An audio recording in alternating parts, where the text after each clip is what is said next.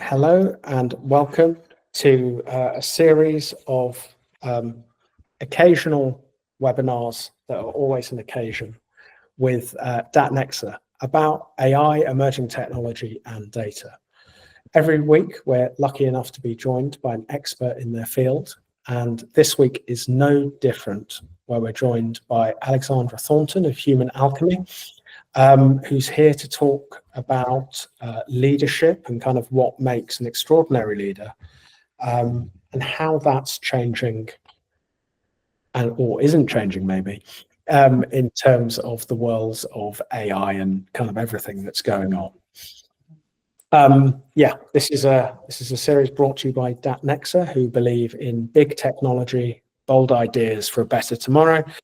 And Alex has got just a range of amazing things, achievements that we spent quite a while kind of looking through things. What I hadn't realized was that the book had been published and was out now. So I definitely want to hear about that, as well as the work in that you're doing with Human Alchemy at the moment.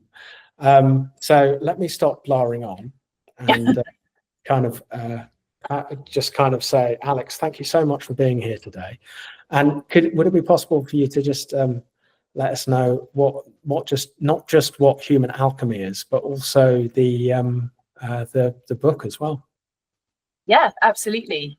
Do you want to stop sharing your screen so that people can? There we go. Yeah. I assume now people can genuinely see me. Forgive my background. I'm in my house today. But hi, yeah, thank you so much for having me today, Adam. I really appreciate it. It's really exciting. So as you very kindly said, yes, my name's Alexandra Thornton, or Alex is absolutely fine. The only person who calls me Alexandra is my mum when I need to tidy my bedroom. So Alex is fine, although yes, the publisher did make me call myself Alexandra as well. So yes, I have been running Human Alchemy for the last 3 years. Human Alchemy is a leadership and management consultancy. We've been in business for over 24 years now, and I genuinely do feel super lucky and honoured to be able to run this business.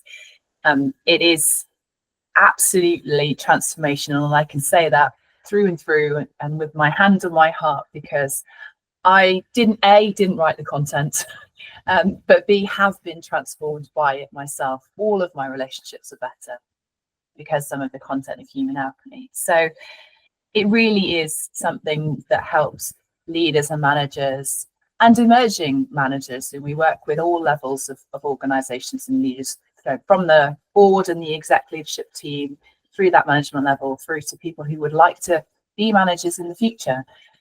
We work with all of them at every level, helping them to create breakthroughs in their own leadership and management style. It's really about being the best leader that they can be. This is not about putting yourself in a little box of either you can lead or you can't lead. That it's a skill that you hone, that you practice, and we would love to be part of people's journeys through that. So that's what we do. So we offer consultancy, workshops, one-to-one mentoring, coaching, all of that side of things. The book, which you kindly discussed, I'm still getting used to the fact that it's published. It's my first book. It's a little bit like, I assume I don't have kids, but it's a little bit like I imagine people are asked this question when they have had a kid. They go, oh, when's the next one coming? And you're like, well, so people often say to me, oh, you've published a book. When's the next one? I'm like, oh, can I just focus on the fact that I published one? This is fine. But yes, it's recently out. It's called Intuitive Thinking, 7 Steps to Transform Your Life Forever. And it really is about connecting in with your own personal intuition. It's really relevant to this, really, in a sense of, although I didn't use AI to write it, I'd just like to clarify. I didn't even know about ChatGPT when I started writing this book. AI, what you do at Datnexa, it's data and analytics, and can't say the words. Data analysts. Analytics. I'm gonna edit that later. Your intuition is a form of data. It's a subconscious set of data usually, And just because it's not on a computer, or you can't specifically analyze it through spreadsheets and Excel or whatever it might be, or much more complicated ways of analyzing things like you do that I clearly don't understand, it doesn't mean that it's not a data set that you can use. So really, this book is about connecting in with that data inside you, that knowledge, that intuition, that inner sort of set of knowledge that you have, and using it to make decisions that really impact your life in the way that you want. So it's about creating the life that you deserve, creating those breakthroughs and transforming your life into what you really want. But our intuition can be hijacked by our ego and by what we think we should be doing. So it's all about checking in for that as well, giving you some really easy strategies, tips and tools and tricks on doing that, so that you can make the decisions that you need to make to really live the best life that you can. And that's what it's about. It's a super easy read. It's like, hopefully I'm just having a cup of coffee with you in the room. There's no kind of deep sort of well, there is deep analytical work if you would like to do it that way, but it's also a dip in, dip out as well if you want to. So yeah, a lot of people said it's very enjoyable to read, which makes me feel very embarrassed. That's good. That's excellent.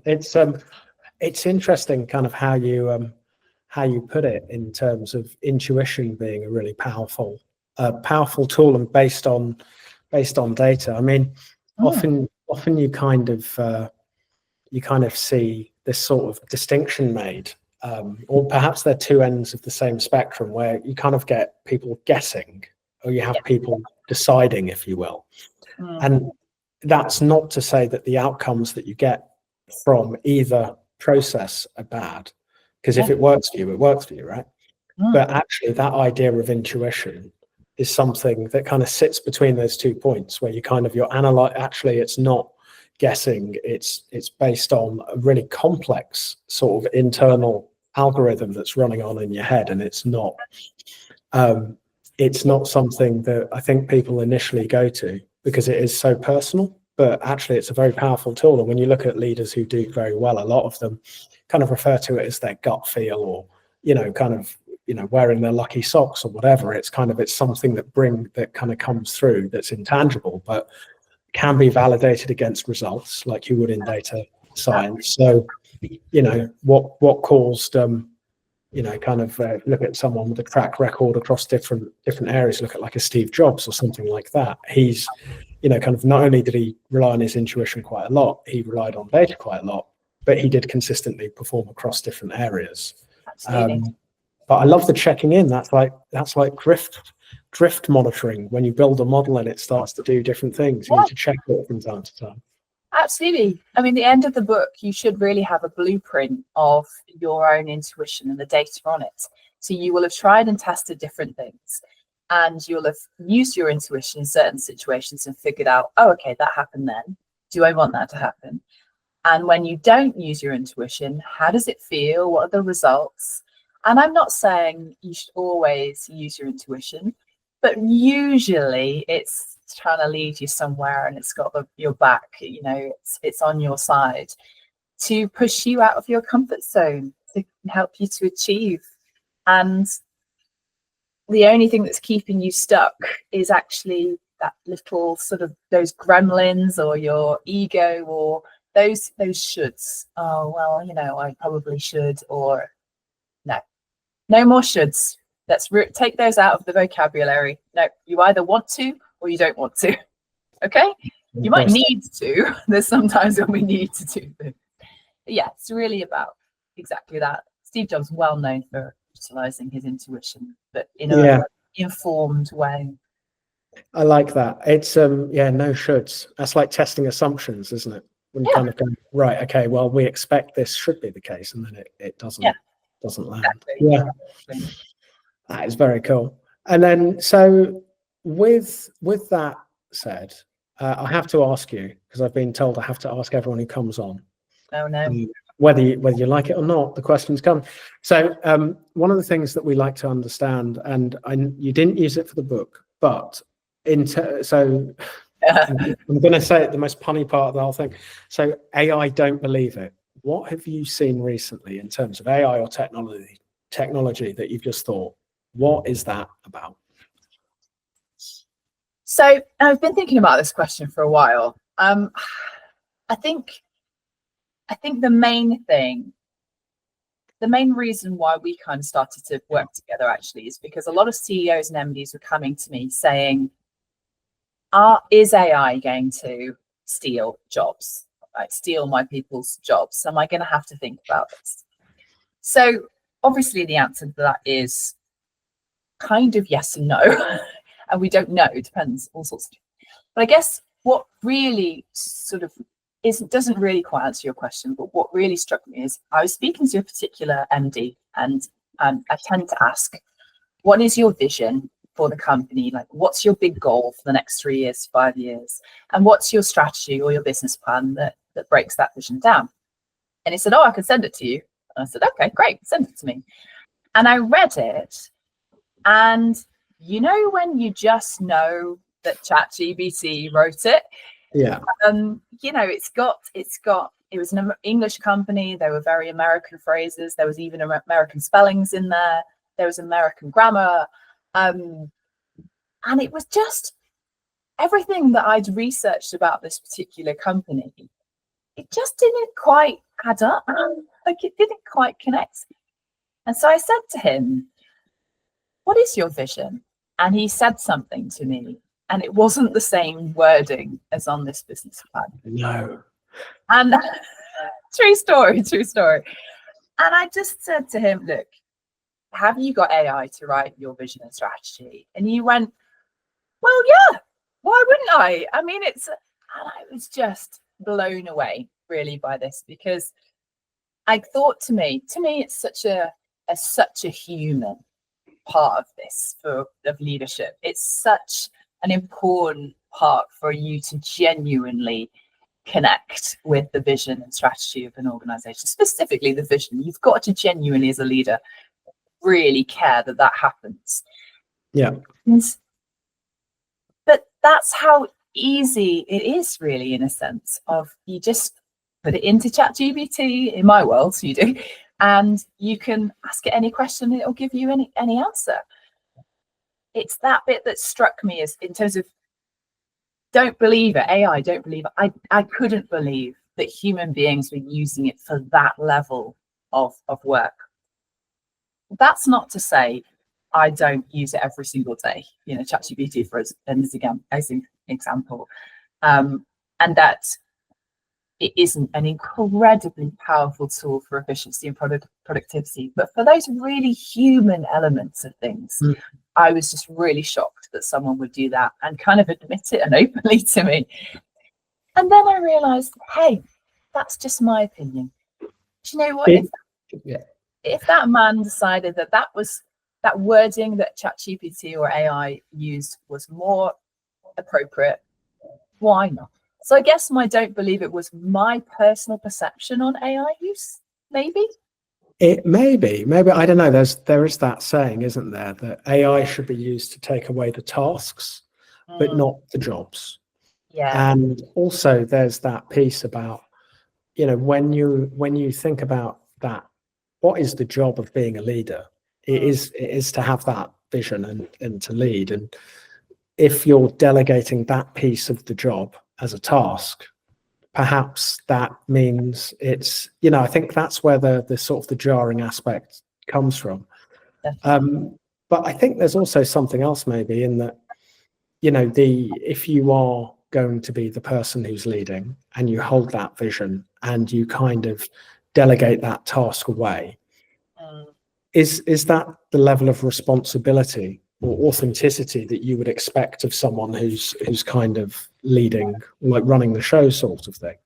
Yeah. And with AI, there is this element that it kind of does make us think differently in a way that other technologies didn't. If you'd asked for the accounts of that company and he'd sent you something that he'd done all the calculations in Excel, it probably wouldn't have had the same reaction. You would have been like, right, job done. Right, yeah.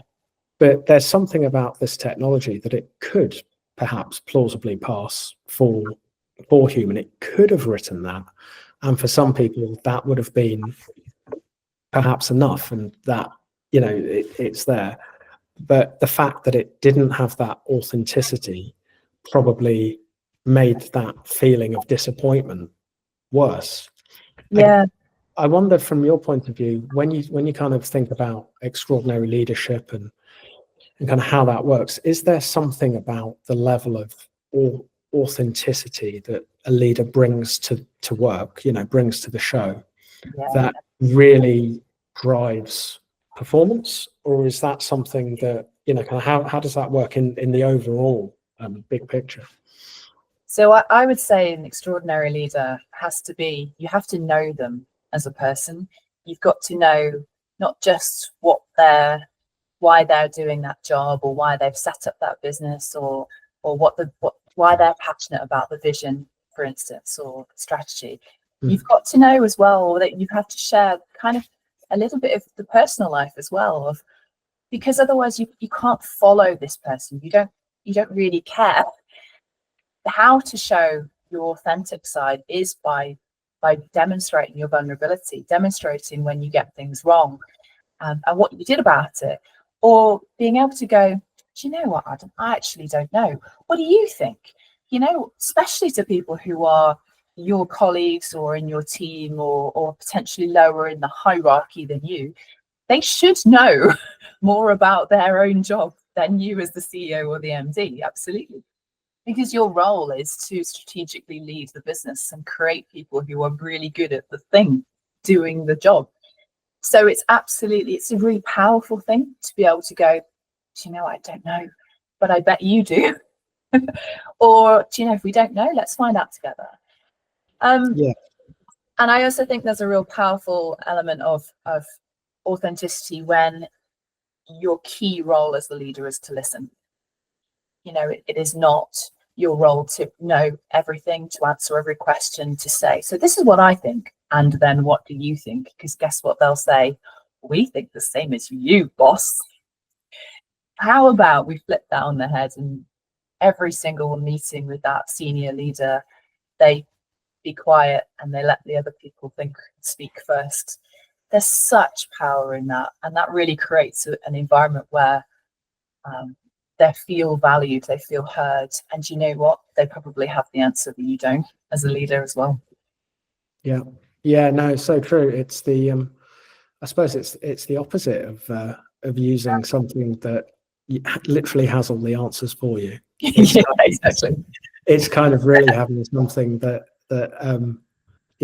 it's that listening and kind of understanding what's going on. And I guess kind of that really involves everyone within the organization as well, because all of a sudden, you know, they're being heard. And I'm sure most people remember that point where they had a senior person or a boss or kind of like a leader who went, oh, you know what, that's a good idea, you know, or that was a great thought, or thanks for contributing. That really, you know, kind of that stays with you over time, doesn't it? Yeah, absolutely. You just do a little internal dance, don't you? Really like, oh, I helped.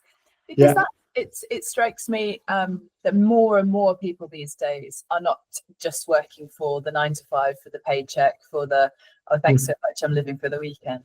So many more people will turn up to work knowing that they don't want to be just a cog in the machine anymore. They now want to be making a difference. They're providing a service. There's something bigger. They're part of something that actually is impacting the community that they're in, or even the world. You know, that we need to be in is what we're calling purpose-driven work nowadays, where I'm here for a reason. It's not just I'm doing this boring spreadsheet every day or whatever it might be. I get why I'm doing this small task that maybe really annoys me. Oh, it meets this strategic objective, which then meets the vision which I care about and I want to be part of. So it's a massively important part of a leader's role to be clear on what the purpose is, the bigger picture stuff, but also your role at every level of why you're part of that, why you make a difference. And do you think AI is going to emphasize that more? Yeah, absolutely. Because in my opinion, it frees us up to do the stuff that human beings are so good at, which is that bigger picture thinking, that creative thinking. the generic kind of automatable jobs are sort of, we can do them and then we get good at them, but let's just let stuff do them better than us. That's fine. Allowing us to be the brilliant human beings that we are, where what we do really well is innovation, creativity. What we do really well is figuring out, that question into ChatGPT. I'm using ChatGPT a lot as an example, but it's probably the one that most people, resonate with and use, actually. You're nodding at me, which is good. Yeah, for sure. Yeah, I think it's a really good example, because also we've seen it kind of grow up next to us as well over the past few years as well. Yeah, absolutely. But when you have that little bit of space in your diary, that the greatest commodity is time. It allows you to do those things that human beings love and thrive, which is creatively think. Even in the way of going, is that question that I've just asked ChatGPT the right one?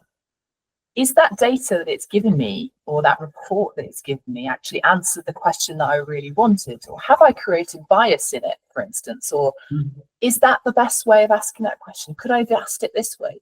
That little bit of thinking time. Time. What a brilliant thing that we all need a little bit more of. Yeah. So that's where I think AI can come in and just really save the day, to free us then that way. That's really interesting that of those things. I was reading something by Pascal Bornet, who's kind of very quickly, probably about a year and a half, 2 years ago, became the guy who kind of became the thinker behind AI on LinkedIn. So you saw a lot of his quotes, and I think it was him who coined the phrase, "It won't be an AI that takes your job, it'll be a human using an AI." So that's his pedigree. But he came up with a thing called the Humix, which is based on something from Aristotle. So it's really, pretty old stuff, pretty fundamental stuff. But he kind of envisaged a world where actually technology won't be your competitive advantage, because everyone's going to have great technology as this stuff improves. So what will matter?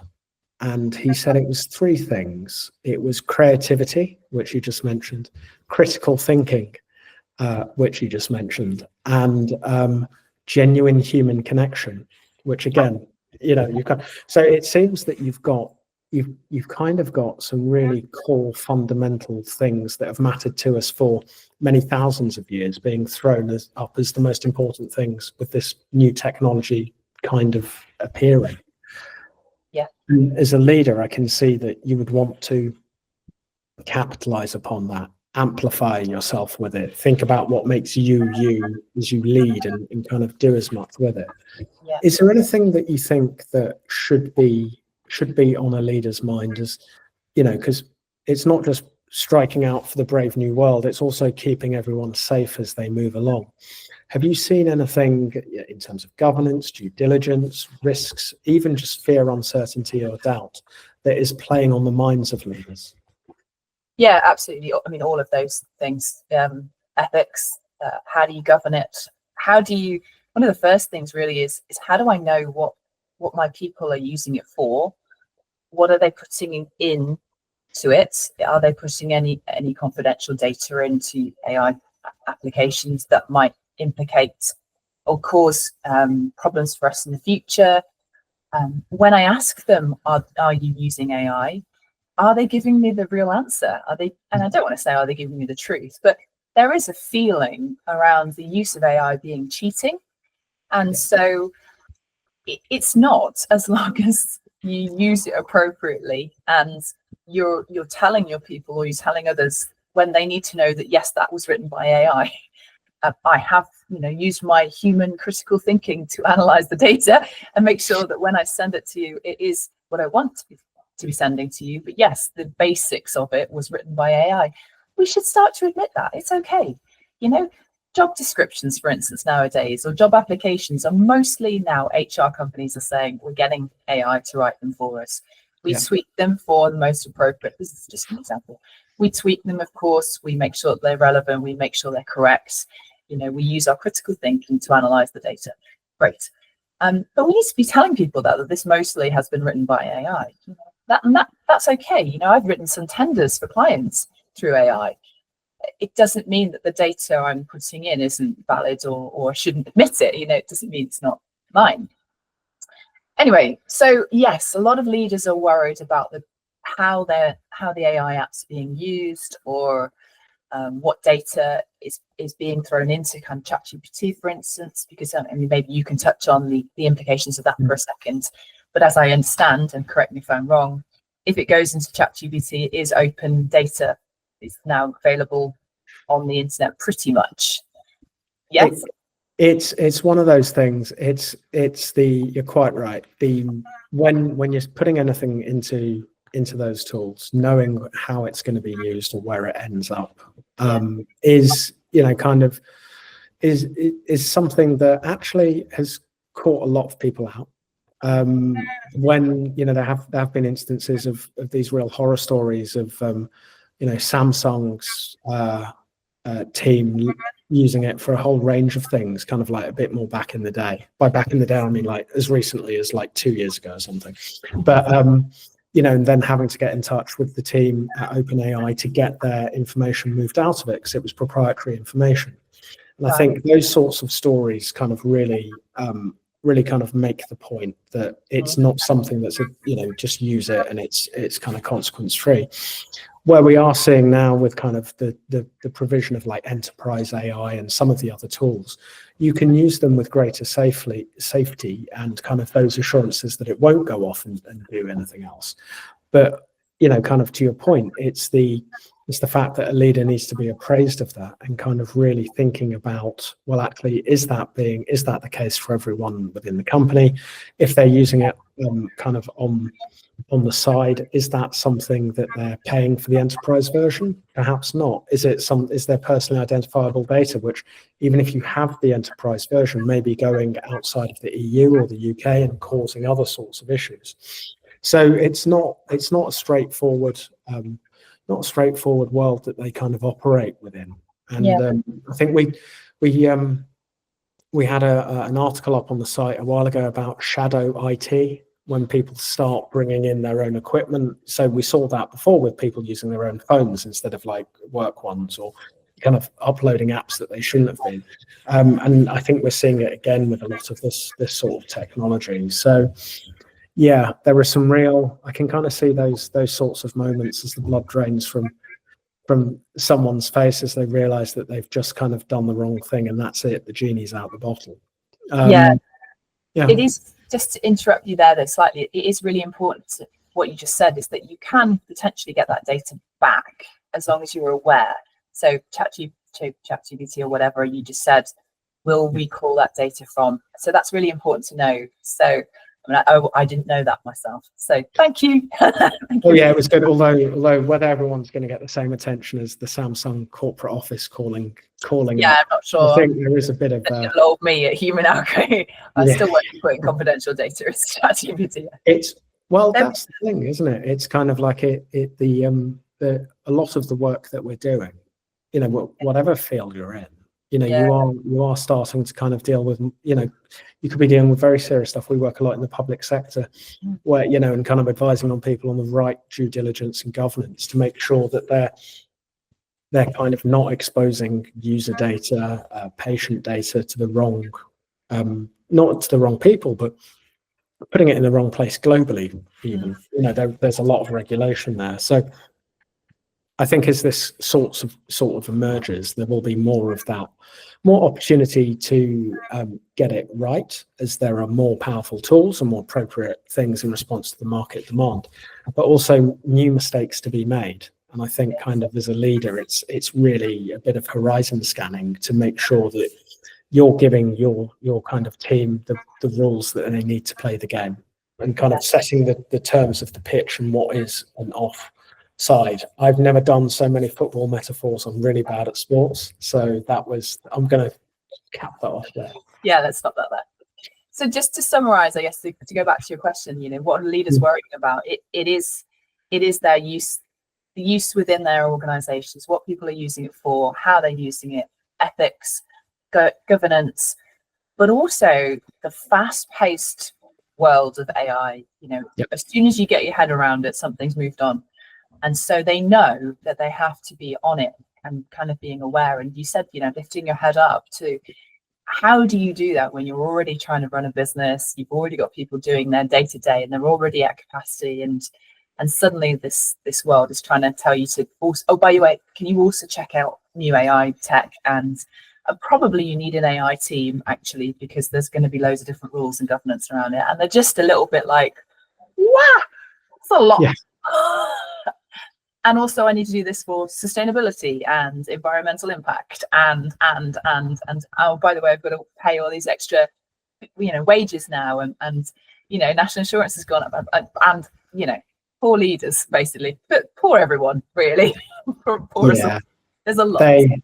They asked for it. They get everything they deserve. That's what I say. But yeah, no, it's quite, and yeah, and again, it's the opportunities there are huge as well. I imagine that there's kind of, if you're the person who kind of cracks it within your sector, this could be a moment where there's tremendous opportunity to kind of establish yourself using these new tools. But yeah, you're quite right about the uncertainty, and I think dealing with uncertainty is a key leadership skill of kind of embracing a new normal. Like you say, there's been a lot of things going on around the world, shall we say, and I think you could dig into those all day and how they could impact upon a business. But all of a sudden, to have this new technology that could change at any moment, and I remember we did a session with some leaders talking to them about leadership and AI, and having to rewrite the slides that morning because $1 trillion had been wiped off the stock exchange by DeepSeek.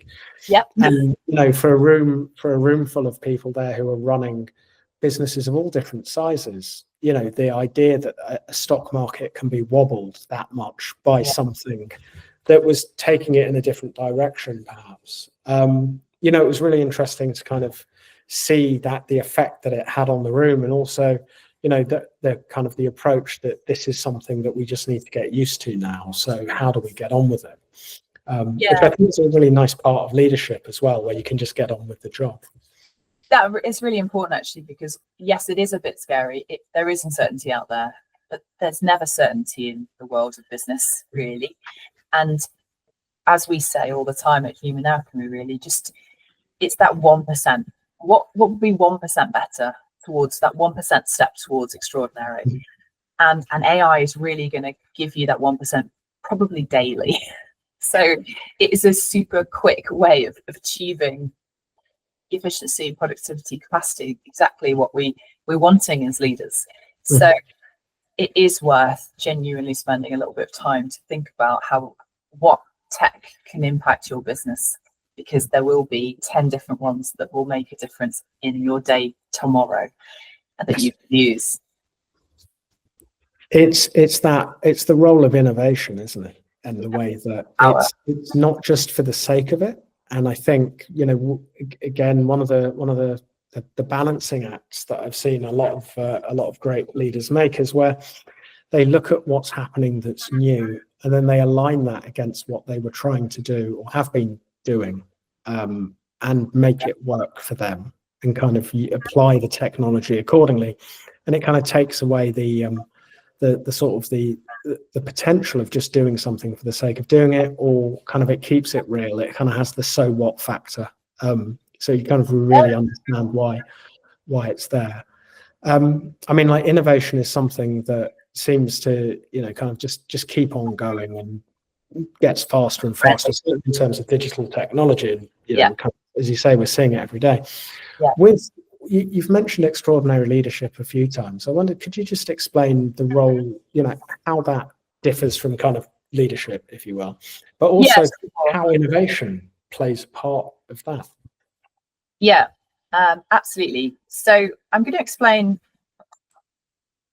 a very simple 2x2 model that underpins all of Human Alchemy's work to try and answer those two questions within one, if that's all right. So I haven't got the screen in front of me, but imagine 4 boxes. So, and there's there's 4 little boxes all connected. On the left-hand side, the vertical axis is what we call operational competence. So and the higher up you are on here, the better you are at that. So that's your organization's ability to deliver its product or service. So if you're a 10, it's a 1 to 10 scale. You're really, really good at delivering your service or your product, and your customers are happy, and your people and your team are happy. Everything's ticking. On the horizontal axis, so the other way from 1 to 10, is what we call capability to imagine. So that is an organization's, but more specifically the leaders and managers' ability to be forward thinking, to be innovative, to have their head up, like you said, to new tech, new ways of working. A little bit of a, oh, okay, our rival company over there is doing that. We're not doing that. Okay, that little bit of that. So the higher up you are on there, you're more likely to fall into the sort of bottom kind of right-hand side box, which is what we call innovation. So these are the entrepreneurs, the startups that have a really good idea. They've got a big capability to imagine. They're very innovative, but they're not yet getting their product or service off the ground. They're not yet delivering it. The problem with that is they can fall very quickly into crisis. So when you're not delivering and you're also not thinking about how new ways of working and new innovation, you can be in crisis, and everyone knows what that feels like. It's just bankruptcy. Customers have left. Employees are very unhappy because they're not getting paid. It's not a nice place to be. As and where most organizations sit is what we call business as usual, where they're really good at delivering the product or service, but they don't have the time to have capability to imagine, or they don't believe they have the time. This feels very safe because the money's coming in, customers are quite happy, people are quite happy, employees are okay. And it is really safe until any rival company comes along with a better or cheaper or more innovative products or services than yours, and you fall into crisis at that point. The pandemic caused a lot of ability to deliver a product and service to change. So again, a lot of organizations collapsed during the pandemic, unfortunately. Extraordinary performance or extraordinary organizations are in that top right-hand box. So this is where they deliver their product or service, but they also put time and effort into their diaries to think creatively, to be innovative, to have a capability to imagine. This is where your leaders are genuinely strategically thinking. They are allowing the people who need to deliver the work, do the thing, to make it operationally competent to do the thing, but they're stepping away from that and allowing them to do that so that they have that creativity, that time, that space in their diaries to go, right, where are we going? What do we really want from this organization? What's coming at us in the world that's going to impact our ability to deliver our products and service? AI, it has to be a top thing that strategic leaders are thinking about right now, because there's such opportunity. Because if they don't, again, rival companies come along and create better, cheaper, more innovative product or service than them, forcing them into crisis. So extraordinary leadership for us and extraordinary organizations are forward thinking. They have their head up. They are aware of the world and the impact that things are going to, things that are happening in the world that might impact their ability to be a business and be a successful one. And it's probably the most fundamental thing that a leader can do, is to have that time to think, actually. And it's the one thing that most leaders don't feel like they have, is space in their diaries to genuinely think. Extraordinary organizations like Apple, you mentioned Steve Jobs, like Amazon, as much as we might not like Amazon, they are incredibly profitable, but they have time in their diaries to think. It's that constantly, how could we be better? How could we push forward? Is this the right direction? How do we ensure that our people are as efficient as we can? All of those different questions are extraordinary, and what extraordinary leaders ask. So, and the difference with that really is the difference from normal leaders or normal organizations is that normal leaders are happy with, well, the money's coming in, why would we change? But actually what that does is it leaves you stagnating, and it allows other rival companies to come and catch you up and overtake you. Like electric cars are a great example, for instance. Tesla certainly did an amazing thing and created exciting electric cars, whether you believe in Tesla or not. There are so many rival companies now who've come in and created equally as good, possibly better, I wouldn't want to say, electric cars. And now that forces their profitability, their market share into a different place. So extraordinary organizations really do think about being at the forefront of their sectors and making those moves and pivots as they need to in reaction to what's happening outside of the business. If that makes sense. Yeah, no, it does. Thank you. And also it's interesting just thinking about the dimension that AI brings to that model. I mean, the operational efficiency is kind of is huge, and I think that's where that nervousness or fear of losing jobs comes from, is the fact that all of a sudden you've got something that can do the same job in less time, or can do it kind of more consistently, or can do it in the same amount of time but constantly. And that's the sort of thing that I think all of a sudden people look at what they're doing on a day-to-day basis and kind of say, well, hang on, this needs to change, because I could be replaced in a way that perhaps hasn't happened in terms of more office-based work or things that were more kind of like professional or white collar, but has kind of been a present fact for 70, 80 years in terms of blue collar or factory or manufacturing. So you can kind of see how that drives the nervousness. But like you say, on the flip side of it, it's an opportunity to redefine what work looks like and what operating looks like. And it could be, if done properly, something that kind of rockets you from wherever you are to the top of that scale. It could also kind of, I think, if an opportunity not taken, will cause you to just drop down as all of your competitors, and a rising tide kind of lifts all boats. You kind of end up being stuck. The interesting part on the kind of the time to think, the time to imagine, is that, like we were saying earlier, this is the sort of thing that could give you that time back. And I mean, certainly quite a few people I know who are very creative are using AI creatively as a brainstorming partner to kind of have a conversation, perhaps behind closed doors and with no one else there, but actually gives you the kind of the benefits of that with something that knows an awful lot about whatever you're asking it, but perhaps doesn't have all the answers, or certainly the spark to take it to that next level. So it's an interesting time to be an extraordinary leader, if you will, because you've suddenly got a way of really taking a lot more tools out of the toolbox to kind of work with in honing your art, your kind of like the art of leadership. I think that's a really interesting point, actually, just to add to that. That concept of brainstorming feels a very human concept, doesn't it? It feels like you'd need a group of people in a meeting room, and there'd be this sort of like buzzy kind of, coffees, and then like, we could do this. Now, human beings are really good at that at certain times, but if you're hungry or you're tight, or actually you're not really that interested in this particular topic, which is okay, that's fine, or it doesn't seem to particularly impact your team, and you're suddenly stuck in a meeting for half a day or a full day with your CEO saying to you, right, I need every single idea that you could possibly imagine, because we're going to be brainstorming today. And you're going, I don't really care about this. I actually just have this project I really need to do. Or, the kid was sick this morning. I'm really tired. Like, I've been up all night.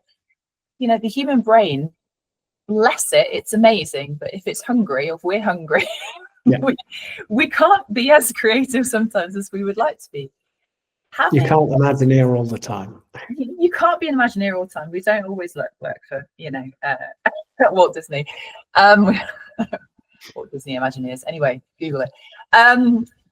Sometimes just being able to chuck something into, I don't know, whatever data tool you want to use, and just go, can you just give me 10 options for this concept?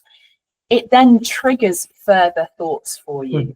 It's a great little brainstorming tool, and it doesn't mean you have to pick any of those, but it just it sparks ideas off, and sometimes it just allows you to not have to be big picture thinking all the time or creative all the time. See what I mean? I'm not trying to let people off for it if that, because it is very important for you to take that time. But I'm also just saying, having been in many workshops, or most of our workshops are 2 days, your ability to be imaginative and creative and sparky is not 2 days strong.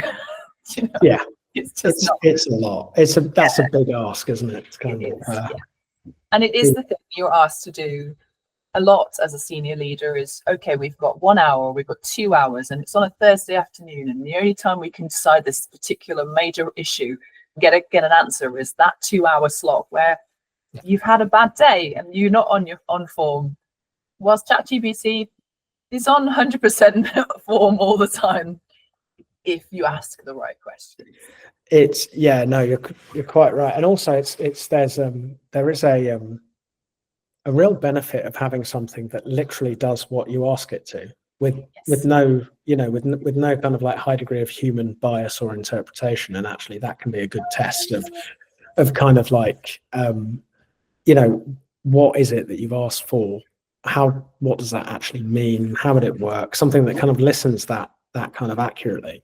But also then combined with having a sense of, like everything that's gone into it, and there's a lot of everything in it. There was one actually on the brainstorming piece, one example that I thought was quite good, which was when faced with a lot of documentation that had to be read, and I'm sure a lot of people, who kind of fall into the leadership group get a lot of stuff. Using AI to kind of condense into notes and kind of take out the critical points. I even heard of one example that I quite liked, where they would get the notes kind of paraphrased into historical context, because it was something that they really related to. So it made sense in their world to think about things that, kind of were aligned or similar, because it was a similar sort of situation, but from an entirely different world, another cohort of information. And again, it's not quite a brainstorm, but it is something that kind of forces you to think differently. And in this case, it was kind of a parallel between the creation of powered flight and kind of the documentation they've been sent through, which was quite, dare I say it, dry legal information. But actually the parallel was such that it kind of came to life in a different way. And the thought exercise about what happened to the Wright brothers over the course of, the 10 years towards the end of their careers, in the context of quite dry legal documents, really brought a different dimension, and actually determined the course that the company went on in the end, which I thought was just a different way that wouldn't immediately strike me, but does show that, perhaps as a leader, there are things that you would think of that are different, and that is what will make the difference afterwards as well. I'm sorry, I have a cat here who would like to add her thoughts. Come on then. Can we? So this is a new part that we call pause for thought. Pause for thought. She's desperate to come up, but she's now all shy, so she won't now. So that's You can't. You wouldn't have an AI doing that, would you? No, exactly. Come on then, come say hello. Right, here she is. It's very professional. Right, keep down. Okay, sorry, I'm back in the room. Back in the room. Yeah, no, I think that is all. Yeah, it's all very good. We're running to time, believe it or not. Goodness me. So there's a lot of stuff going on. We've got extraordinary leadership. We've got AI changing things. Yeah. I guess it would be interesting if there was some way of combining extraordinary leadership and AI to kind of to help leaders prepare. Well, handily. Yeah, is that something that Human Alchemy would think about doing? Perhaps with an organisation like Datnexa? Yes, interestingly. Yes, no, we joke, but what basically we've created this extraordinary leadership and an AI workshop, as you know, and what that really came about was because I was working with a lot of MDs and CEOs, and they were asking me those very simple questions that are going around leaders' minds at the moment of, is AI going to impact my business?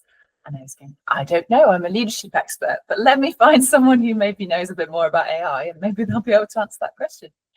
So no, it's just, I don't really joke, but it's a very hot topic right now.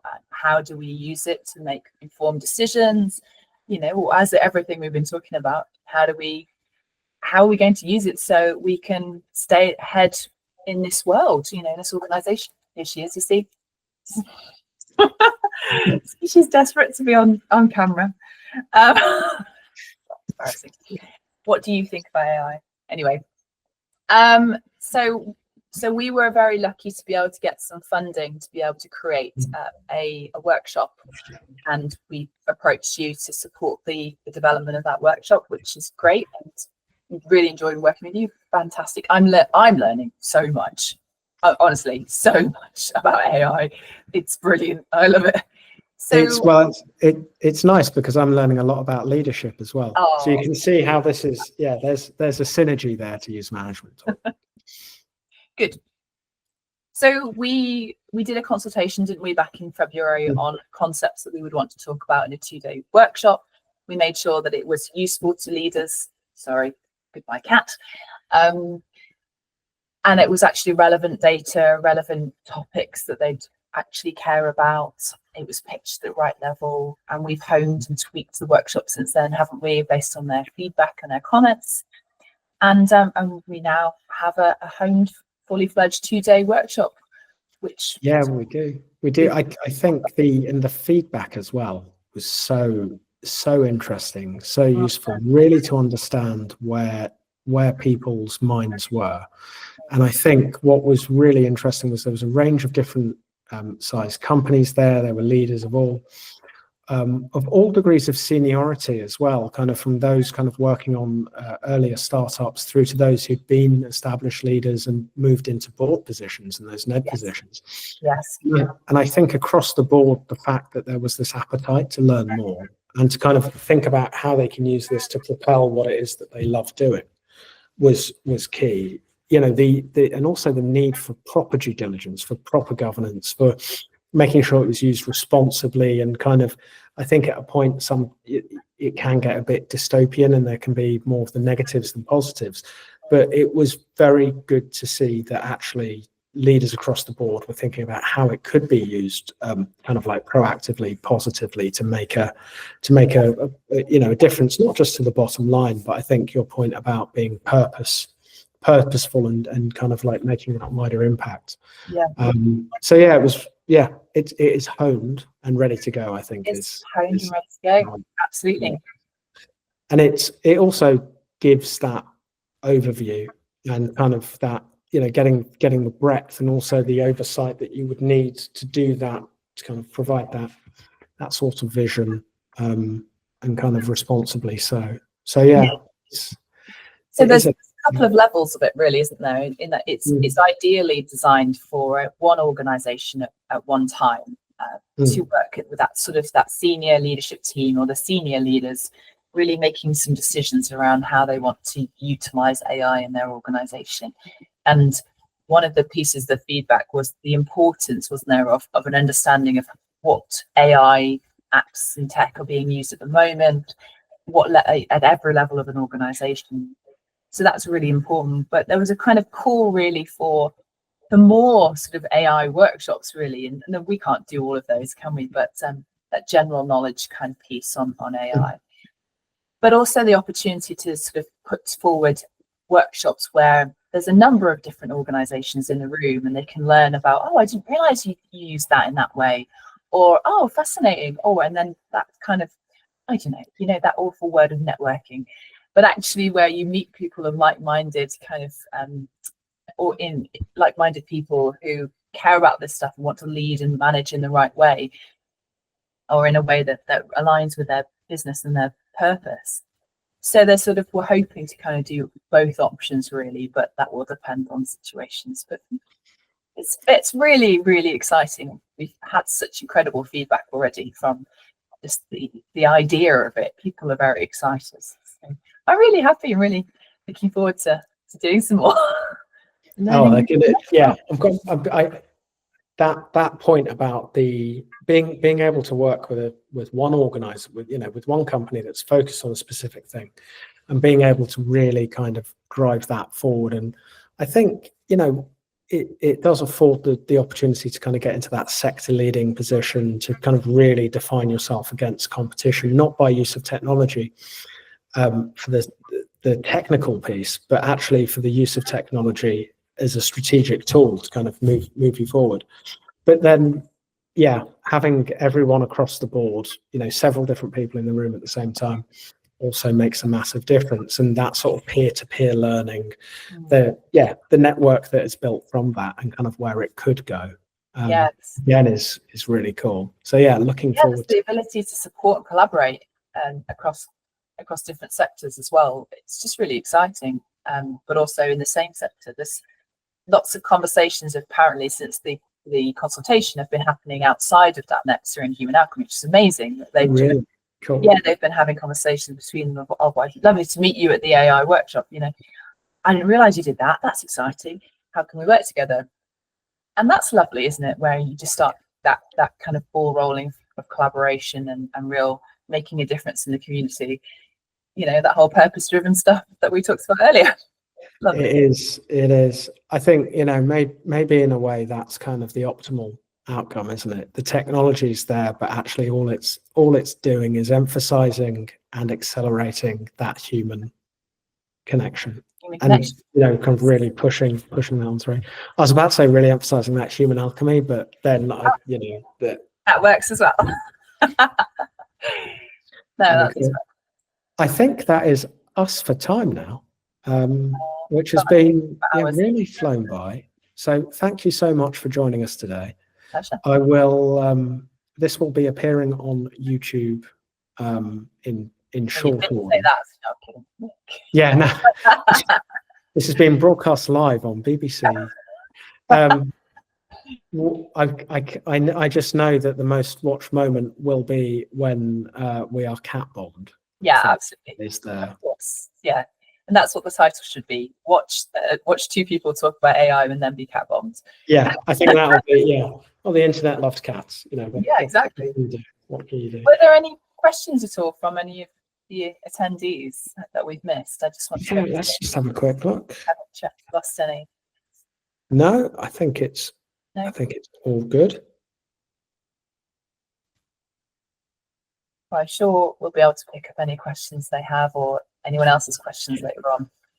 That is perfect. Yes, and we will be broadcast to the nation shortly, I'm sure. Great. Cool. That is right. Okay.